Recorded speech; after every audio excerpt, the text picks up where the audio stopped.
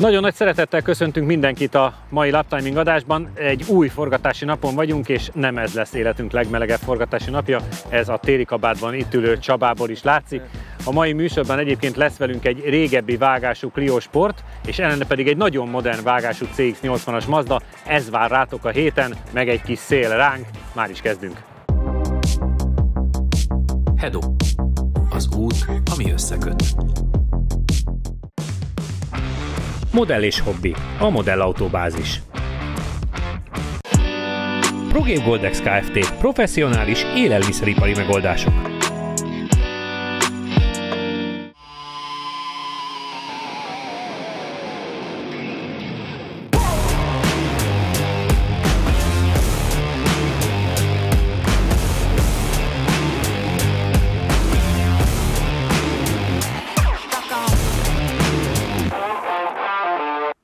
János, hozzád fordulok.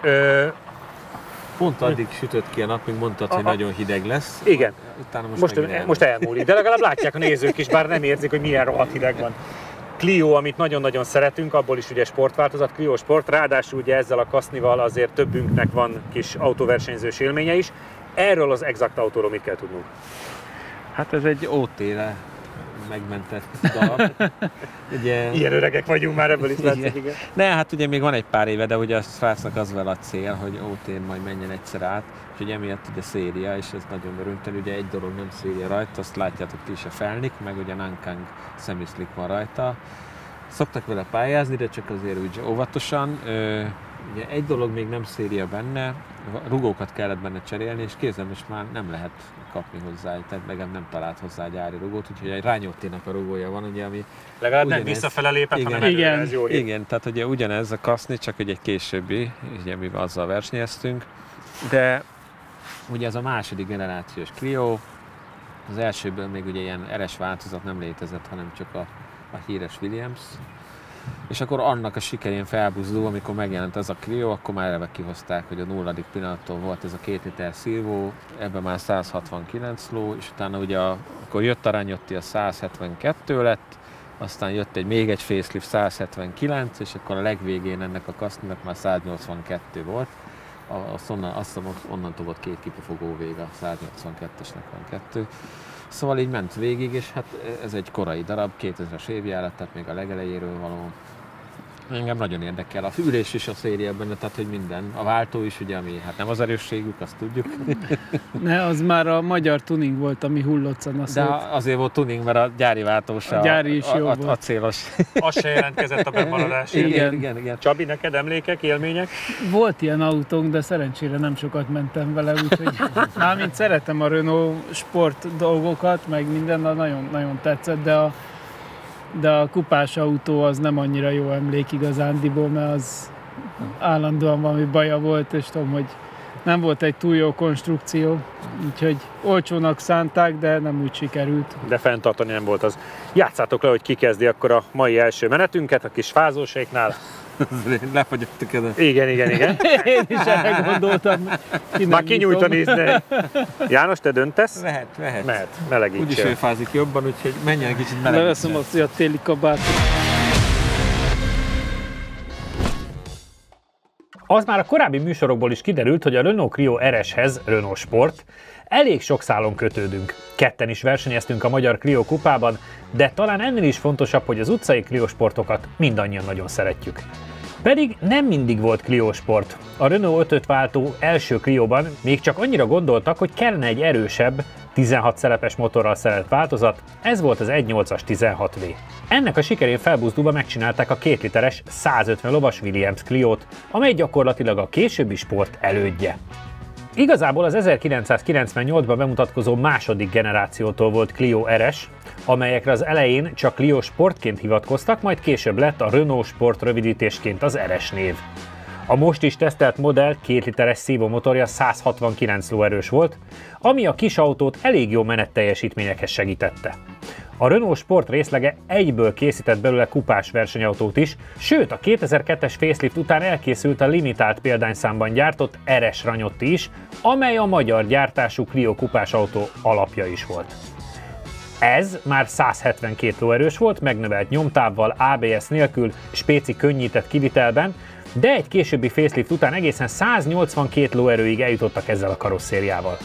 Még a harmadik generációs Clio RS modellje is ezt a szívómotort kapta, 197 lóerős teljesítménnyel, de a következő már turbomotoros lett, míg a legfrissebb Clióból nagy sajnálatunkra már nincs is RS.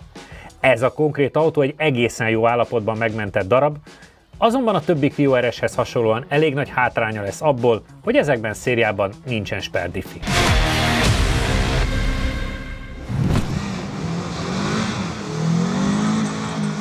De jó hangja van. Még az ellenszélbe is. Ez azért a régi életünket idézi. Igen. Hát meg ezek még szerettek forogni. Igen. Maguk körül is, meg a motor is.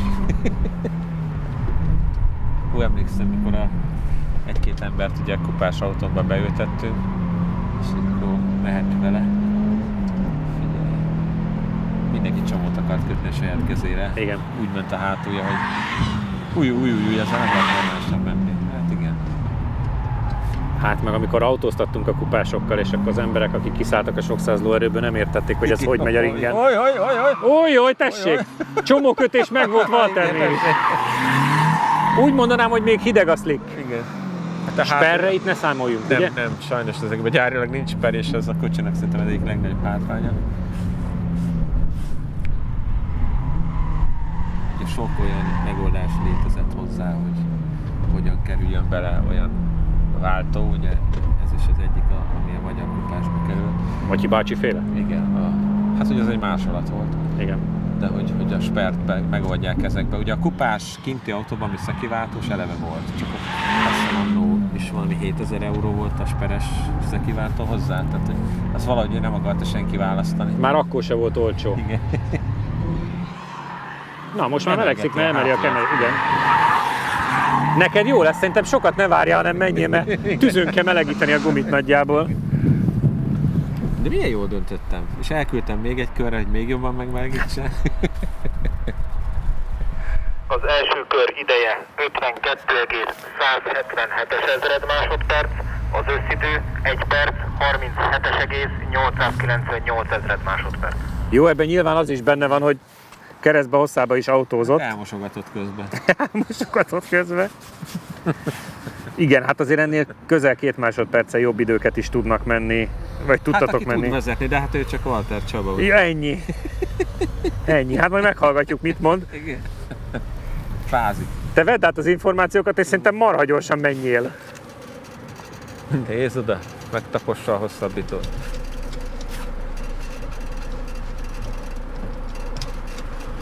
Nem akar. A biztonsági kikapcsolásával is komolyabb szenvedésben volt.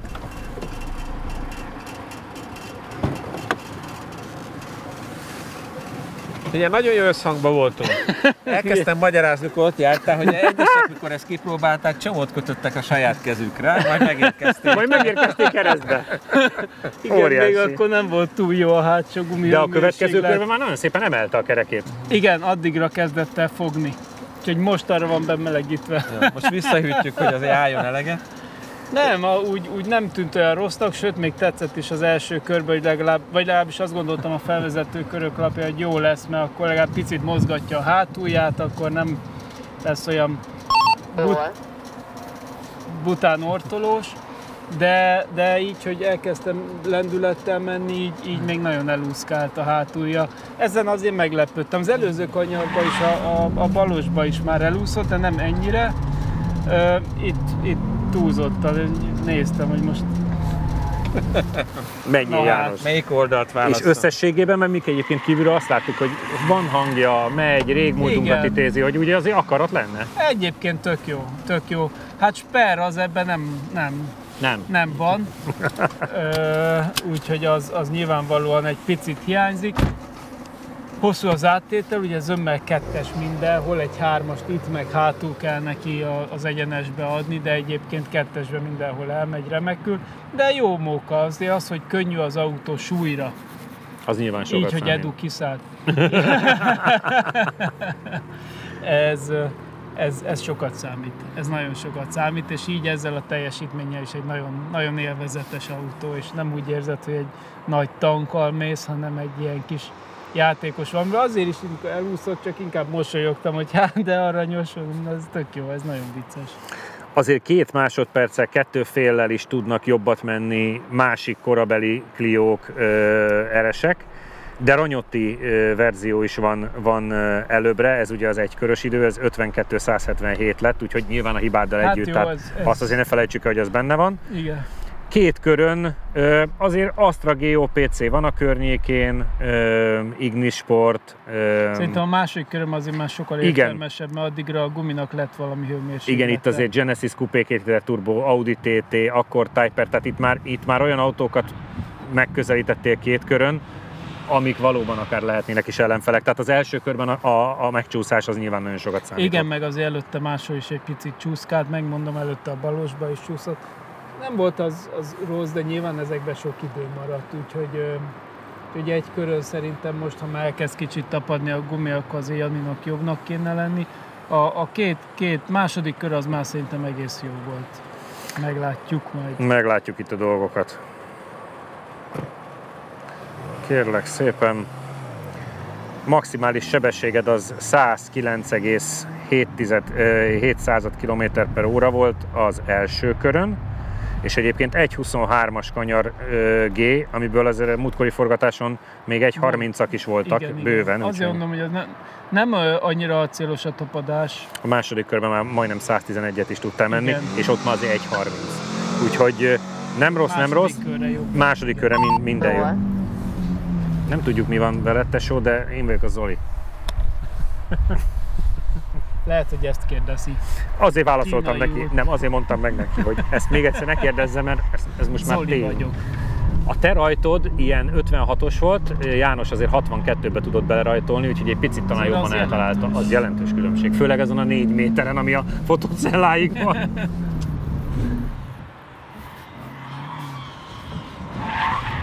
Pedig érdekes, nem volt rossz a rajt, nem is pörgött úgy igazán. Meg nem volt rossz a kör sem. Nekem ezen a hibán kívül egyébként tetszett a köröd. Ez is tetszett, félreértés ne essék, csak nem gyors. Kíváncsi vagyok, hogy Jani dobálós stílusa az majd kedvezze, de hát nézd, a kigyorsítást nem még el kell vegye. Ez már azonos, ez a 96-os átmeneti. Ez ennyi volt. A második köröd az biztos, hogy jó. Szerintem is a második arra van esély, hogy az oké. Pálya egyébként vállalható állapotban van? Tök jó. Igen. Nem tudom, tapadásilag még nem tudom megítélni, mert ez a gumi nem volt olyan nagyon acélos. De úgy egyébként full száraz meg. Azért ezzel a Nankanggal mindig úgy vagyunk, hogy hol jó, hol nem jó. Igen. Még nem tudtuk igazán kitanulni. Igen.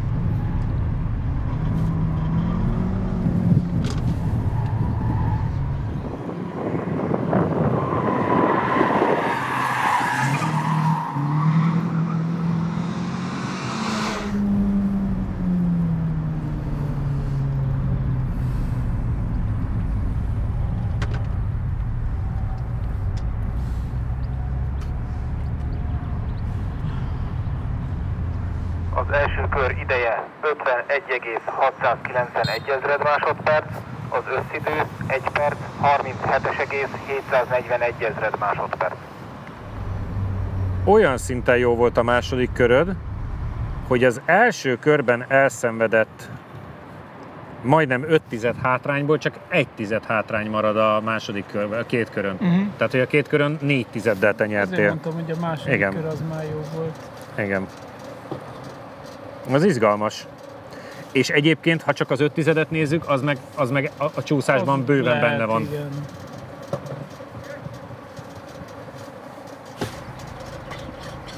Lejött a váltógomb? Nem tud kiszállni, vagy mi van vele? A váltógomb a kezében maradt, vagy valami pingponglabda.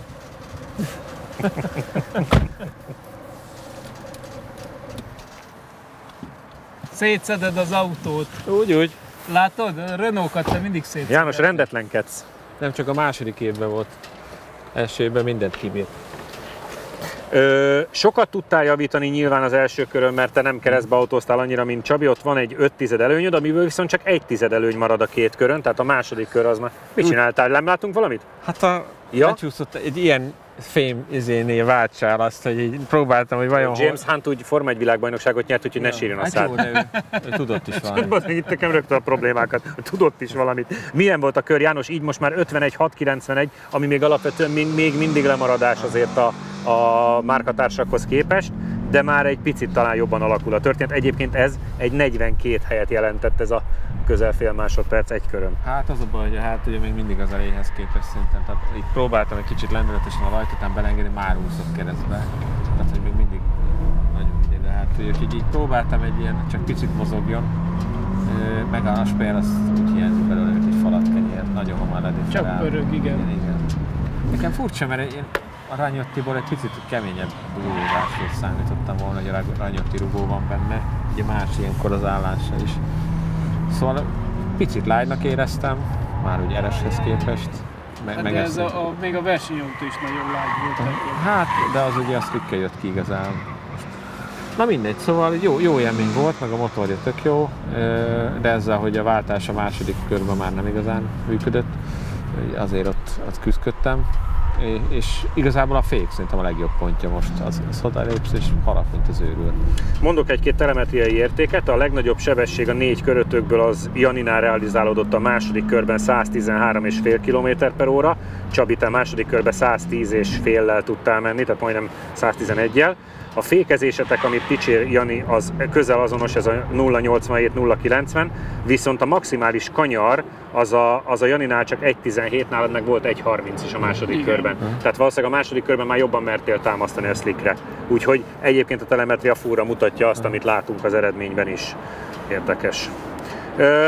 Jó körök voltak, picit talán jobbra számítottam, de hát reggel is van, hideg is van. Hideg van sajnos. Nektek nem tudjuk hány óra van, pici szünet, és már is jövünk vissza a Mazdával. Kényeztesse autóját profi módon. A patyolatauto.hu webáruházban elérhetők csúcsminőségű vízlepergető bevonatok, rozsdaoldók, felnitisztítók házhoz szállítással. patyolatauto.hu. Látogatószámlálás, látogatóanalitika, 98% feletti pontosság nagyvállalati referenciákkal Az Xperiontól. János, most mértél egy hőmérsékletet az aszfalton, nem jó, de nem is teljesen vészes, 20,7? 4. 20,4. De attól függ, mert nem érződik. már 21. Itt nem, hogy ő jobban gyűjt. Ott melegebb szerintem. Lehet, le kéne feküdnünk. De vicces, magam alatt, ahol kidörzsöltem az izgalomtól 20, mellette már csak 19 fél. János, kezdjed el kidörzsölni a pályát, légy. Mesélj nekünk, a múltkori forgatási napon volt CX-60, aminek az volt a nagy tanulsága, hogy a ugrándozás az megoldódott, vagy legalábbis sokkal jobbá vált, viszont ez egy... Itt van velünk. Viszont ez egy sokkal nagyobb autó, hiszen ez CX-80. Milyen motor van benne, és attól, hogy nyurgább, mit vársz tőle? Olyat megy, tehát hogy nyurgább. Igen, ugye a plug-in hibriddel volt a pattogás, és a dízel már nem így ment. És azt gondoltam, hogy ha már a dízel jól ment, akkor miért ne hoznánk el a legnagyobbat is belőle. Ugye gyakorlatilag ez egy CX-60, ami hosszabb, tehát az a 7 üléses kivitel, ugyanez a 3.3-as sor 6-os turbodízel van benne, 254 lóerő, ugye az, hogy 254 már azt is jelenti, hogy összkerekes. De azt hiszem most ebben talán a 209-es még nem elérhető, de ebben most nem vagyok annyira biztos, mert ugye van egy gyengébb verzió, azt szokták hátsó kerékkel. Úgyhogy igazából CX-60 nagyobb kivitelben, engem az érdekel, hogy... CX-80-nak hívják. De ez egy CX-60. Igen, nagyobb kivitel. Ja, hogy úgy hívják. Hát igen, legalább egyszer kombi. CX-80, igen. CX-60 kombi. És igazából megint ez egy olyan lesz, mint mikor a Transittal néztük, hogyha beteszel súlyt, igen. Akkor mi változik? Nyári gumik. Nyári gumik, és mondjuk el, hogy Toyo. Process. Szerintem ez a széria. Igen, ez az első szerelt. Úgyhogy nagyon kíváncsi leszek. Csabi, várakozás? Mert nekem egyébként a dízel jó volt. Igen. Tetszett. Én kíváncsi vagyok, hogy egyáltalán meg tudjuk-e közelíteni azt az időt, vagy mennyivel lesz lassabb. Ugye nyilván így, hogy ez egy kombi. Nagyobb a tömege is, úgyhogy, de viszont a hátulján nagyobb a tömege, úgyhogy még ez akár jó is lehet. Hát, ha lesz egy kis úszás. Hát meg ugye a nagysebességi kanyarokban a hosszabb tengelytár miatt stabilabb. Igen. Annyi, hogy elfelejtettünk ide a nagysebességi hozni. Igen. Nincs. Ja. Te nyertél 2 körön minimálisra, te döntesz, hogy ki menjen. Megyek én először. Melegíthetsz. Vagy ha nagyon fázik, Csabi mehet. Nem.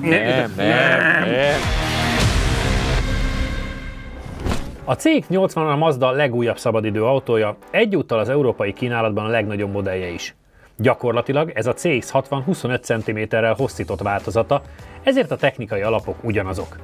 Gyakorlatilag a B-oszlop mögött lett egy toldás, így már 7 üléses kivitelben is elérhető, de lehet választani luxi 6 üléses verzióval is. Számunkra azonban sokkal fontosabb, hogy ugyanúgy plug-in hibrid és dízel változatban elérhető, mint a CX-60. Bár a 2,5 literes benzines szívómotorra épülő plug-in hibrid CX-60 nálunk nem brillírozott, a dízelt már nagyon szerettük. A CX-80-ban a sor 6-os 3.3-as dízelmotor csak az erősebb 254 lóerős változatban elérhető, 550 Nm-es nyomatékkal. A hosszában beépített motor nem a liter teljesítményére büszke, hanem sokkal inkább a fogyasztására, ami persze számunkra lényegtelen. Sokkal inkább arra voltunk kíváncsiak, hogy a 2,87 méterről 3,12 méterre növelt tengelytáv mennyire állt a viselkedésnek, az új 8 fokozatú váltó és a 8,4 másodperces 100-as gyorsulás pedig mennyire lehet elég egy jó körhöz.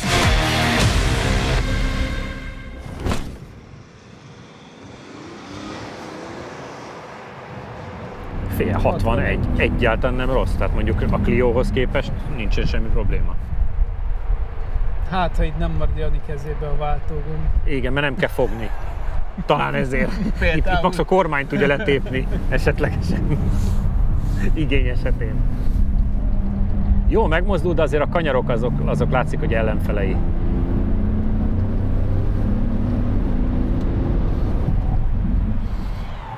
Az egyenesben nem ment rosszul. Mennyinek láttad? Azt nem tudom. Ezt nem, online-ban nem tudom megmondani. Ehhez Eduardra van szükség és némi másodpercre. Igen, a kanyarokba szenved szegénykém és dülöngél is azért kellően.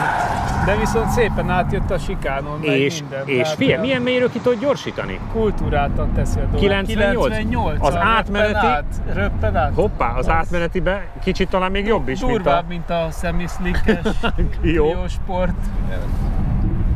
Itt a jövő kupás autója. Ennyi. Ilyen még úgysem volt. Milyen jó lenne egy ilyen 5 személyesbe. CX-60 kupa.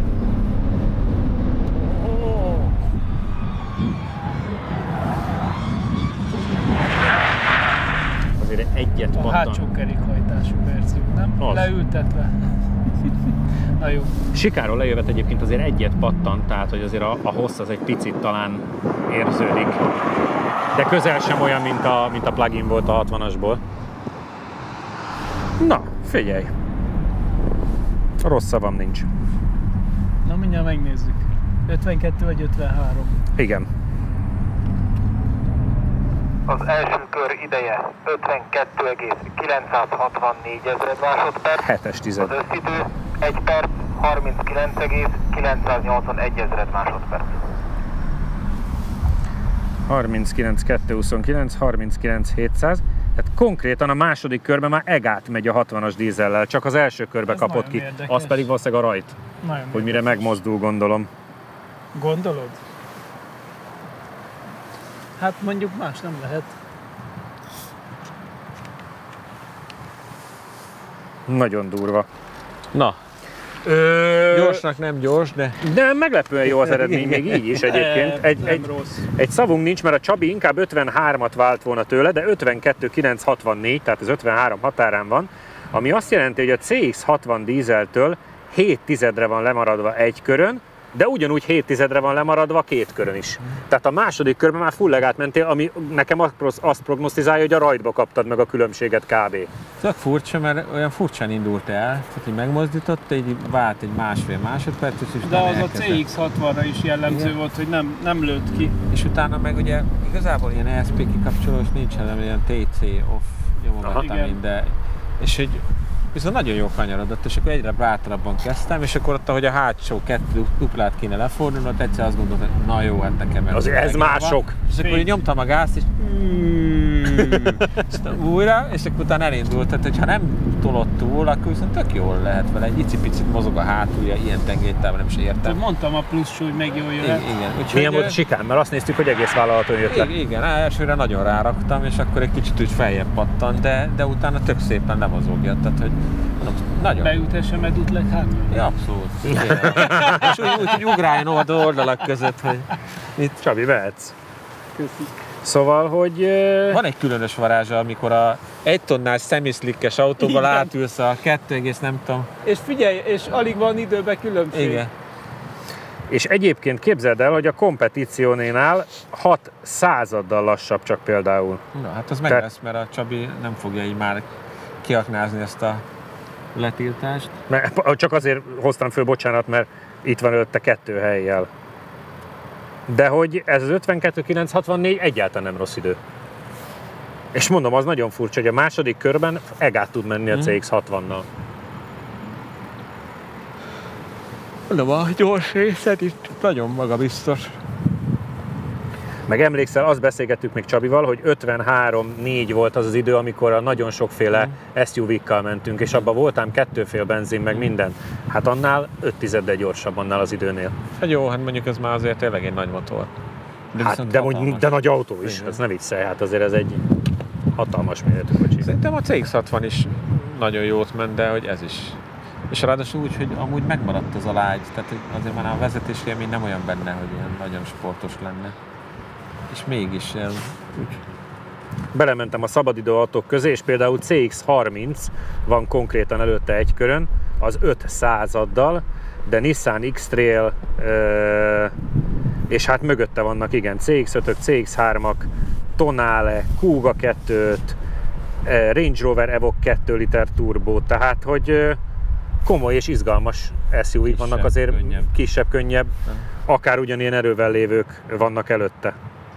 Ezzel mögötte, bocsánat. Na most furcsa, mert jól kezelhető. A vezetés nem olyan, mintha sportos lenne, de mégis így tudod kicsit úsztatni a hátulját, ki tudsz gyorsítani, tehát így, pedig mekkora egy monstrum, így most igen. Ugye eddig nem láttam kívülről, tehát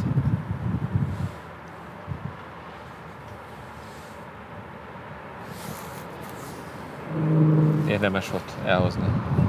Egyébként igen. Ez abszolút már megint csak egy pozitív csalódás.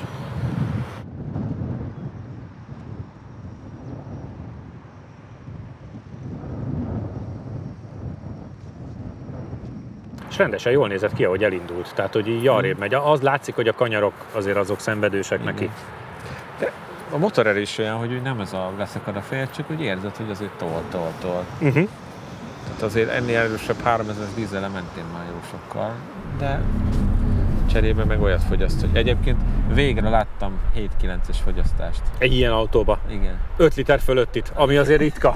5-9 volt, amikor ide értem. Tehát végre sikerült feltornászni majdnem 8-ra. Most a kijön Csabi már 8 fölött lesz. Atyavilág. Dolgoznunk kell versenypályán, hogy az összejöjjön. Tehát egy felháborító.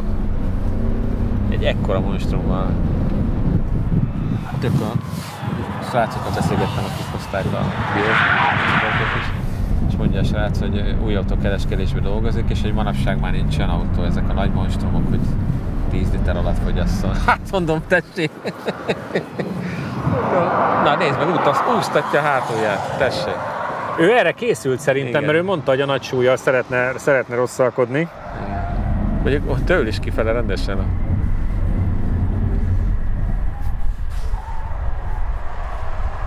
97, neked 98 volt az átmeneti. Hát én mindig bátrabb vagyok. Ennyi. Vagy jobban nyomom a gázt. Jobban taposod a homlokfalat. Igen.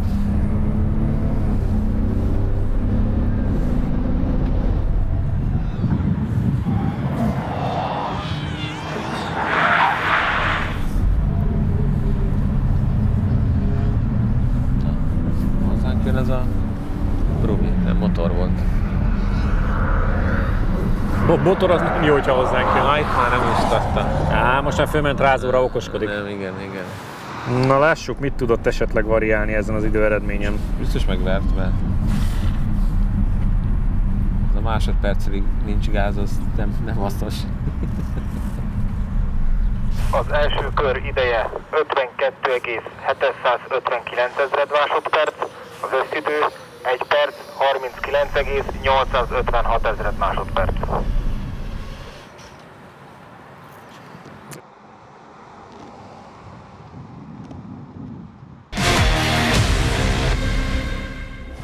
Öltöz föl nyugodtan. Jó. 2 tizeddel tudtál gyorsabban menni az első körön, és abból 1/10 marad a két körre, úgyhogy egész egyformák voltak a sztorik. Milyen volt a kör, mert egyébként kívülről jól nézett ki, sőt itt még azt is láttuk, hogy még az úsztatgatod is az íze véget. Igen, egy picit, de nem volt teljesen azért harmonikus, mert hol kicsit elúszott, hol csak dülöngélt, azért érezhetően egy nagyobb hajó, mint a CX-60, de ennek ellenére, még ha nem is itt a pályán van elemében, nagyon-nagyon jó autónak tűnik nekem, úgyhogy ennek ennél erre se tiltakozik, vagy ilyesmi, csak hát nem ez a fő profilja, ez érződik. Azért az, hogy végül is összességében 5/10-re van csak egy körön a dízeltől, és a jóval erősebb plug-in hibrid 60-astól pedig 7-re, azért az nem abszolút rossz. jó szerintem. Én azt gondolom, hogy ez nagyon reális, hogy még nagyobb különbségre számítottam itt a méret okán. Nagyon izgalmas kocsik közé keveredett. Most például utolért egy 2022-es benzines CX-5-öt gyakorlatilag 1000-re. De van mögötte CX-3, CX-5, CX-30, tehát hogy márkán belül is korán sem tartozik a leglassabbak közé, sőt. Nagyon vállalható, sőt én abszolút ajánlanám. Nem feltétlen annak, aki pályanapozni akar, annak lehet, hogy nem. Nem azoknak a legjobb? Nem azoknak a legjobb, de hogy egy nagyon korrekt autó, az biztos. Urak, nagyon köszönöm, nektek is, hogy itt voltatok velünk, kövessetek bennünket jövő héten is, majd ugyanitt a Lap Timingon, de addig is Insta, Facebook, YouTube, TikTok, mindenhol ott vagyunk, jövő héten pedig találkozunk, sziasztok!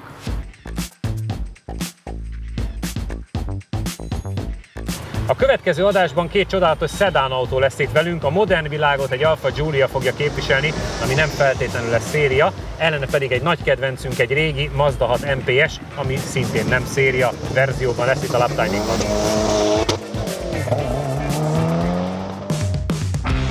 Modell és hobbi, a modellautóbázis. Hedo.